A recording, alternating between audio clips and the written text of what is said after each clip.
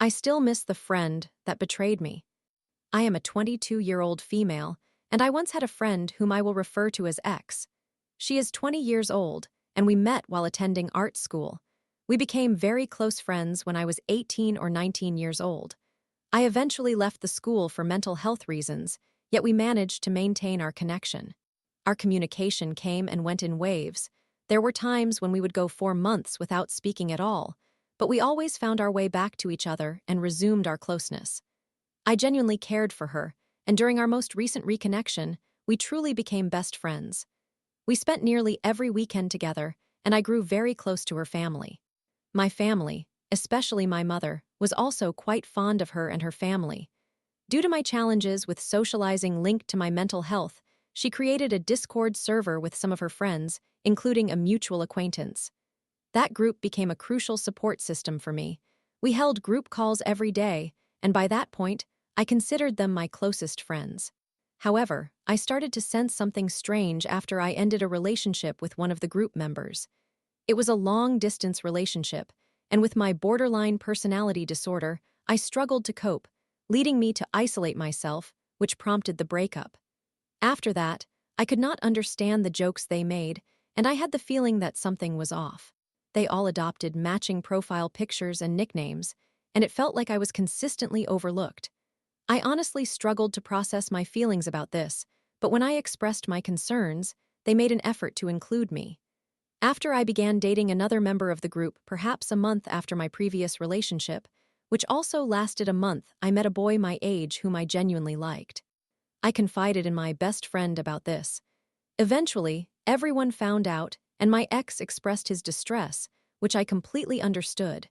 The relationship I had with this new boy turned out to be incredibly toxic and brief, which led me down a path of self-harm and an eating disorder. He had his struggles with self-harm and an eating disorder too, which may have contributed to my deterioration, even if that was not his intention. After I broke up with him, I called my friends to apologize for isolating myself. I explained the dynamics of my relationship and how severe it had become, even revealing the cigarette burns he inflicted on me, knowing they understood I do not smoke. Eventually, I learned that all this time, they had maintained a secret chat where they spoke negatively about me and theorized about my life. X later showed me the messages. They suggested that I appeared to be lying when discussing my relationship with the boy, and one even labeled me a sociopath. I did not take this revelation well, but I continued to communicate with them. X showed me that she deleted the chat, which brought me a sense of relief. I returned to dating the group member, but I broke it off again for the same reasons. It was an unwise choice considering my already poor mental health. I did care for him, or at least I believed I did. After our breakup, all the feelings of being left out resurfaced. I became paranoid and felt so terrible that I contemplated self-harm. One weekend, a male friend visited my house. Since we shared a bed, I half heard a conversation between him and X over the phone while attempting to sleep. I cannot recall which of them said, "I'm glad she is not in the other server. She would feel bad," or something akin to that. At that point, I began to spiral. The day after, when we visited an amusement park, him and me, I asked for her phone, which wasn't unusual since we often exchanged phones. I searched for my name in her Discord, but found nothing. Still suspicious, I admitted to X about going through her private messages about a week later. I expressed my feelings and apologized for checking her messages. We initially drifted apart but eventually started chatting again. During that time, a fire broke out in my house, making everything more complicated, as I only spoke to my brother and his girlfriend while staying with them until repairs were completed. Once more, I apologized for isolating myself and attempted to call her several times. However, I had a limited time frame each day for making calls, and X complained about it. I eventually explained everything to the group via text. We did manage to bond again, yet I always struggled to fully trust her due to the history of that private chat. Still, I tried my best. One evening at her house, late at night before a family outing the next day, we had a group call with friends. I showered first, and after I finished, I checked to see whether the call was still active so I could turn off the computer. To my dismay, I stumbled upon the server where they had talked negatively about me. I felt utterly crushed. I scrolled through the chat, and it was filled with complaints, jokes, and laughter directed at me. What devastated me the most was the picture of me in the hospital after a self-harm attempt, which I had previously shared with them to explain what had occurred. I was at a loss for how to react, so I left everything as it was and pretended to be asleep. The chat not only included everyone I considered a friend, but also X's brother and some individuals I did not even know. The following day was one of the most challenging days I experienced. I tried to mask my feelings of despair. That day, I ended up purging after I ate, and X's young cousin was with me in the bathroom. I shouldn't have allowed her to witness that, but I did. The next few weeks are honestly a blur. I remember her being upset over something, and I attempted to set a date for a serious conversation. She requested a week, but after that week passed, she grew irritated when I inquired about when we could meet. I told her she had all the time in the world now since I wanted to take a step back and needed space. She began to claim that I had done something wrong, which I surmised referred to my purging incident with her cousin nearby. At this point, I expressed my indifference and blocked her, along with everyone else in that group. The subsequent days were not pleasant. Feeling unsafe alone, I sought help and was admitted to the hospital for 3 days in the psychiatric ward to ensure my safety until my next therapy appointment. Upon my release, my mother informed me that X had reached out to her, stating that I had purged and even suggesting that I asked her cousin for marijuana, due to a joke about trying it. X mentioned she hadn't tried it, so I said I would get it for her birthday, and her cousin mentioned she could connect us with someone, but it was all in jest. My mother shared this update with me. I began to spiral again, but fortunately, I managed to recover relatively quickly. Throughout this entire period, X had no clue that I was aware of the secret chat. About a week later, my mother encountered X, her brother, and their mom in the hospital. Their mother expressed disappointment about our falling out. My mother, who was aware of what I had discovered, informed her of my findings. X's brother insisted it was a lie and invited my mother to check his phone. However, my mother reassured him that she did not need to do that since she had already seen evidence of my experience, which was a fabrication, but I appreciate her support, leaving him speechless. Their mother asserted that what they had done was not how a friend should act and concurred with my mother, stating, "A friend would attempt to apologize even if I ignored them." They chose not to do so. I blocked X everywhere. Yet I received a text on my birthday, a few weeks later, through Telegram from her, wishing me well. All the feelings rushed back, and I spent several days ignoring Telegram. I eventually deleted the conversation and blocked her on that platform as well. Since then, I have not heard from her, but I know an ex of mine who was friendly with her inquired about me through a mutual friend. I told her to refrain from sharing any information about me with anyone who might communicate with X. Now, more than 6 months have passed. I miss her, but I am aware that seeing or speaking to her would likely lead me to harm myself. I have developed serious trust issues, and I hardly talk to anyone outside my parents and occasionally my brothers. I do not socialize with my real-life friends or even communicate with them. My outings are limited to therapy appointments every Friday, yet I still miss her. At times, I question whether I overreacted. I recognize my imperfections and wonder if I truly did something so egregious that she needed to vent. I acknowledge I was not the best friend sometimes, but she could have simply told me she no longer wanted our friendship rather than resorting to this. I do not even understand why I miss her as much as I do. She hurt me more than anyone else ever has. I feel lost and unsure of how to navigate this. I do not wish to encounter her again, yet if I could turn back time before I discovered all of this, I would, and I would remain her friend. Some days I long to see her, other days I want her to experience betrayal like I did. I wish for her to suffer as I have, and on some days I even wish for her to die, and others I wish for my own demise. Honestly, I just wish I could fall asleep and wake up as my childhood self, given the opportunity to avoid the pain and mistakes that have plagued my life. I fear that, at times, I genuinely wish I had ended my life after everything, so she would feel guilt for the rest of her days. I know I am not a good person, yet I was there for her. I supported her when her friends abandoned her, offered my presence when her grandfather passed away, and stood by her whenever she needed me. I feel lost now. I long for the person I was before all of this transpired. Story 2.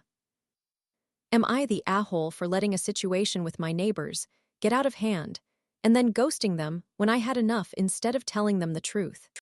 I have allowed my frustration regarding my friends and neighbors using me for pet sitting and baking to escalate completely out of control. Not only do I find myself in a dilemma over how to handle the overwhelming desire to end the friendship, but I am also unsure who the bigger problem is. Them for taking advantage of me and refusing to reciprocate, or me for allowing this toxic dynamic to continue long past the point when I should have cut it off, and now feeling like I want to destroy it all. This relationship began nearly 4 years ago when we first met our neighbors, Cindy and John, at a neighborhood gathering they organized. Cindy, John, and my wife are all in their mid-50s while I am in my mid-40s. While it may not be essential, I should mention that my wife and I are a same-sex couple, while Cindy and John are heterosexual.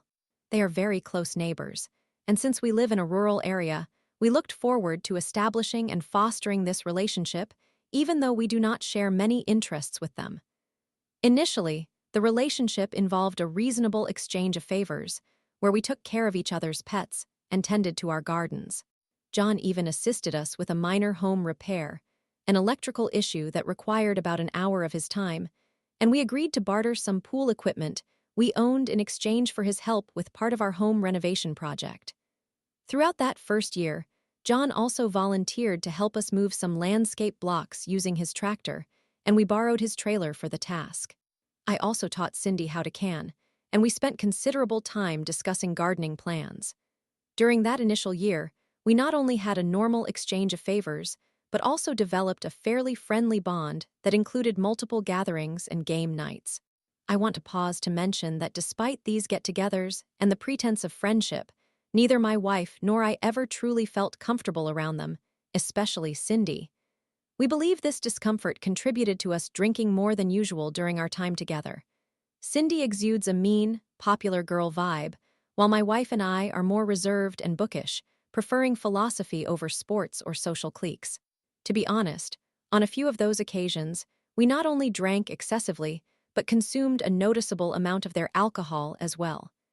This led me to sense some resentment from Cindy, prompting us to start bringing our own drinks and sticking to them from that point on. However, the drinking was not exclusively one-sided. John is clearly a serious alcoholic, and Cindy also appears to drink heavily while going to great lengths to deny and conceal it. Starting in the second year of our relationship, Cindy and John began to rely on us to pet sit for them often, which eventually became a regular occurrence. Given that we live almost next door and are early retirees, it seemed unremarkable at first. However, they own both dogs and chickens, necessitating our visits multiple times a day to let the dogs out and collect eggs. What began as a friendly favor has escalated into an effectively unpaid job.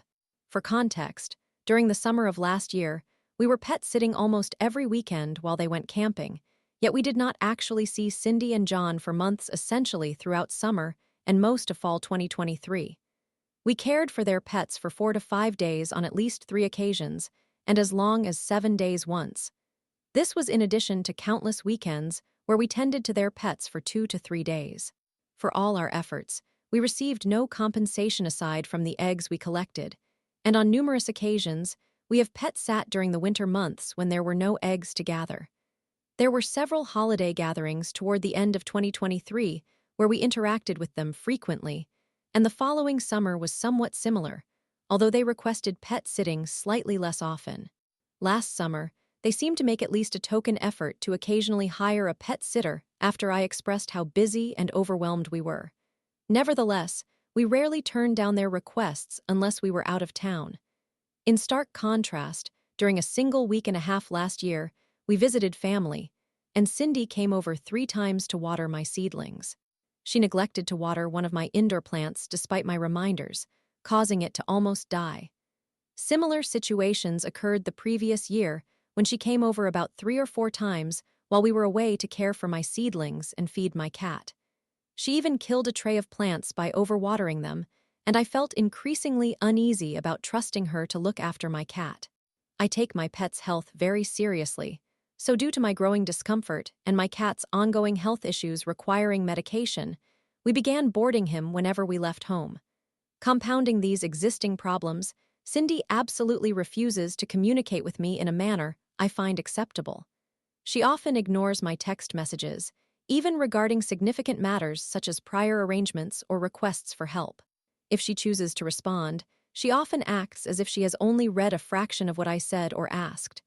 On numerous occasions, I felt compelled to text her repeatedly to clarify when she needed pet sitting and when she would return home. Surprisingly, she has never expressed gratitude for my watching her pets or informed me of her return. Now, I will explain how all of this finally reached a breaking point. Early in our relationship, I baked bread for Cindy and John in exchange for eggs. During one holiday, Cindy instead requested dinner rolls. This eventually led to me making either dinner rolls or cinnamon rolls for their family gatherings during Easter, Thanksgiving, and/or Christmas. In 2023, at one point, Cindy offered that my wife and I could stay and eat with her family when I brought over the bread, which we did. The first time was enjoyable, but the subsequent occasion felt awkward, and we left shortly after eating.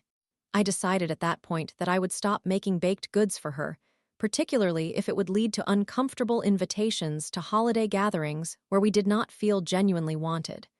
A few days before Christmas, Cindy texted me asking if I could teach her how to make dinner rolls for Christmas Day.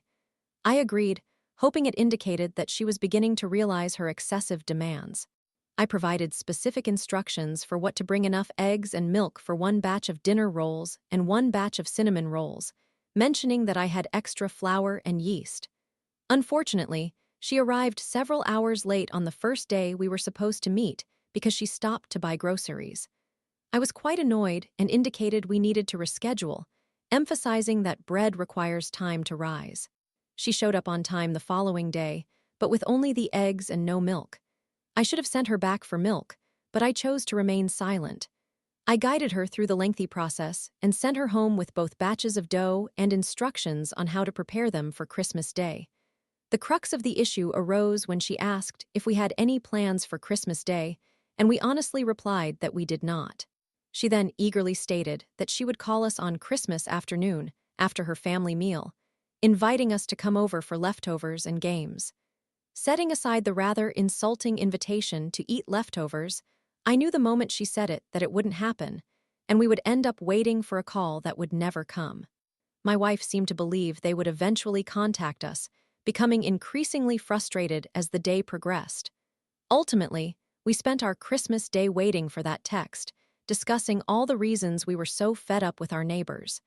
By the following morning, neither of us could bear the thought of doing anything for them again or even seeing them. Admittedly, this past year has been exceptionally challenging for both my wife and me. We are in the midst of renovating a rental property to sell and facing significant personal issues. We are mentally and emotionally drained. Complicating matters, I stopped drinking alcohol in October, and my wife quit on January 1. This was planned. As a result, we are newly sober and don't wish to be around alcoholics, especially those we previously drank heavily around. I have also caught Cindy in numerous lies, and after discussing our feelings honestly, we simply are not interested in trying to mend this friendship with the neighbors. We attempted to gracefully exit the relationship by initially stating we already had other plans when invited to their New Year's Eve gathering, which occurred 2 days before New Year's, after we had made our plans. We then replied that we were too busy and suggested they might consider hiring a pet sitter when they asked us to look after their pets in early February. Additionally, we reiterated that we were very busy and did not have time for reading when Cindy texted about a defunct book club we once had. However, earlier this evening, Cindy sent me a text inquiring if we were upset with them. I am feeling harassed, angry, and embarrassed that I allowed this situation to deteriorate to this extent. Would I be wrong to ignore this text and block Cindy? Or do I owe her the honest truth that we feel exploited by her and John to the point where we can hardly stand to face them anymore, and we are contemplating moving away from them, their house, their dogs, and their chickens? Am I at fault for letting this toxic situation persist for so long and for being friends with people I genuinely do not respect? Or at the very least, I recognized were full of red flags. Story 3. Aita for refusing gifts for my child from my mother. To provide some context, I apologize for sharing a lengthy narrative. My mother, 60 years old, is a quintessential narcissist. Throughout my childhood, she was a daily user of substances and alcohol. Everything had to be done her way, and I mean everything. She chose my prom dress or I wasn't allowed to attend. Driving lessons, friends, boyfriends, everything was subject to her approval, and I had no voice in the matter. This pattern did not cease when I became an adult. She consistently favored her boyfriends over me and my brothers, 37 and 39 years old, whenever possible. There was even a time when she kicked my brother and me out in the middle of the night because he did not want to live with his girlfriend's children. I was only 17 then, and my brother was 26. Things escalated when I became pregnant at 21. By the time of my 12-week scan, I was already a single mother, but that's a different story. Although we lived in different counties at that point, my mother's long history of control meant she still managed to dictate my life, including where I went and whom I spent my time with.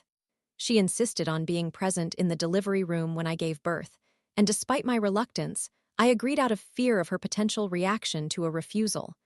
From the moment my child came into this world, my mother began referring to her as my little baby, but not in an endearing grandma way. It felt almost sinister. It was as if she perceived my child as another tool for control in my life. It's important to note that this was not her first grandchild, so it wasn't a novel experience for her. My concerns manifested over the next 2 years. Whenever I attempted to carve out some me time, which all mothers need, she would refuse to let anyone care for my child except herself. Her exact words were, "If you need someone to look after your child, I am the only one you can trust, and the only one you should." Ironically, this was hugely hypocritical, as she had left my brothers and me with numerous unsuitable caregivers during her young adult years to pursue her latest interests. I even recall waking up alone at 6 or 7 years old to find she was nowhere to be found, only to discover the next day she had picked me up from a neighbor's house while still drunk from the night before. For years, I allowed her to control every facet of my life and my child's life until about 2.5 years ago. After I underwent a minor procedure that required minimal activity for the first week of recovery, my boyfriend, 32 years old, came to help take care of us. My mother insisted on also being there to assist, so I told my boyfriend to modify his work schedule to avoid losing a week's pay.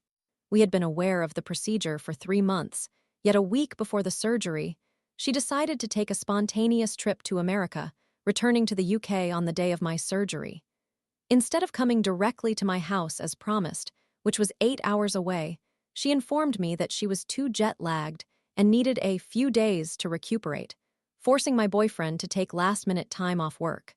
2 days later, on a Monday, my mother arrived by train and my boyfriend picked her up.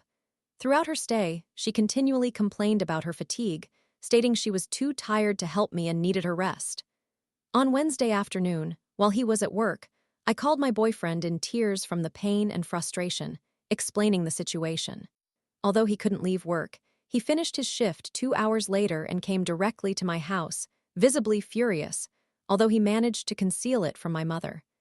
Upon entering, he found me cooking dinner instead of resting, while my mother lounged on the sofa watching television.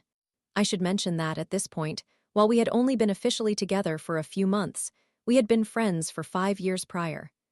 That evening, my child, then 2.5 years old, wanted me to put her to bed. I complied, but she grew upset when I couldn't lie down with her, resulting in kicking and striking my stitches. I had to leave the room to sit down, which caused her to scream. When I returned to the living room, I asked either of them for help, and my boyfriend offered to calm her down and help her sleep, a routine he had established since he had known her since birth. At this moment, my mother stood up, blocked his path, and shouted, "Don't you dare! You are not the father, and you do not have the right to pretend to be. You're not family. That is my grandchild, not your child." She then stormed off to tend to my child. I am unsure how he maintained his composure, but reflecting on it, I am incredibly proud of him for not lowering himself to her level. He turned to me and said, "I'm sorry, I can't be here with her," before leaving. I don't blame him. I waited for my child to settle and then went to bed, saying nothing to my mother that night because I was in shock. The following day, I confronted her about her behavior, asking why she had reacted that way when he was simply trying to help. She erupted, claiming he was a stranger and should not be around my child because I don't know his intentions, whatever that means. Even though this was not the case and she knew it, the relationship was still new. We got into a huge argument, during which I finally stood up for myself, driven to exhaustion. I ultimately told her to leave. Her presence was pointless since she wasn't contributing to household tasks, had not helped with my child since her outburst the previous night, and had only complained since her arrival. She did leave that afternoon, and once she had gone, I called my boyfriend and poured out my feelings about my past with my mother. It was as if a switch had flipped, and I realized that our mother-daughter relationship was not normal. I then sent her a detailed message declaring that I was done being manipulated and controlled by her. Unless she apologized, which, predictably, she believed she had done nothing wrong, I would no longer welcome her in mine or my child's life. I blocked her on everything, her phone number, social media, and more, and informed some family members about the situation. They agreed to refrain from sharing any updates about me with her. Fast forward to October of last year, my brother messaged me, saying our mother wanted to know what my child wanted for Christmas. I instructed him to inform her that I wanted nothing from her and did not want her sending my child anything either. He showed me screenshots of this message, confirming he sent it. The week after Christmas, my brother called again, informing me that she had sent Christmas and birthday presents to his house for my child. I told him to return the items. I received backlash from several individuals for this, as they claimed I was depriving my child, despite the fact that my child is well cared for and lacks for nothing. We are not wealthy, but we are stable, and I do everything I can to create a happy and safe environment for her. So, am I the antagonist for asking my brother to return the gifts, or should I have simply accepted them despite my mother not being a part of mine or my child's life for 2.5 years due to her emotional abuse?